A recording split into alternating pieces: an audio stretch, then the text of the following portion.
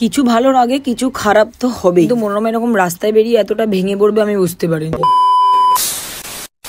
Hello guys, welcome back to our channel. আর আমি সুপ্রীত। আজ আমি আর মনোরমা একটা দরকারে বেরিয়ে গেছিলাম। এদিকে পোপৌ যাচ্ছে বাড়ি, পুজো কাটিয়ে এবার ওর পড়াশোনা শুরু করার পর যাওয়ার একটুকু মন ছিল না, কিন্তু কিছু করার নেই, বাধ্যতামূলক। ও বাড়ি না গেলে ওর মা বলেছে তোর কপালে দুঃখ আছে, সামনেই ওর এক্সাম। ছেলে আমাদের উত্তরপাড়ায় আসলে আর মগরা যাওয়ার নাম করে। যাই হোক, হয়ে গেছে, দেখতে দেখতে একটা সপ্তাহ কেটে গেছে। এবার ওকে আমরা ট্রেনে তুলে চলে যাচ্ছে ওর জায়গায়, আর আমি আর মনোরমা চলে যাবো আমাদের নিজেদের কিছু কাজে। কিন্তু ননদ বৌদির খুব ভালো মিল। আর আগে দুজনকে দেখেই কান্নাকাটি শুরু করে দিয়েছে। কান্নাকাটির পালা শেষ করে এবার যাবো আমরা আমাদের নিজেদের কাজে। তো চলো এবার তোমাদেরকে বোঝাই মনোরমা হঠাৎ করে রাস্তায় বেরিয়ে কান্নাকাটি কেন শুরু করে দিয়েছে। কারণ আমরা সামনে অনেক বড় কিছু ডিসিশন নিতে চলেছি, তার জন্য মনোরমার হাজারো চিঠি। আমি ওকে একটা কথাই বলে যাচ্ছি, ভালো হওয়ার আগে কিছুটা খারাপ হয়, কিন্তু এই যে ওকে বোঝাতে আমি ব্যর্থ। আমি জানি না ও কি করবে বা আমি ওকে কিভাবে বোঝাই। হোক, অনেক কষ্টে আপাতত বোঝাতে পেরেছি যে এখন কান্নাকাটি করিস না, যা হবে দেখা যাবে, এত ভেবে লাভ হয় না। ভালো কিছুটা খারাপ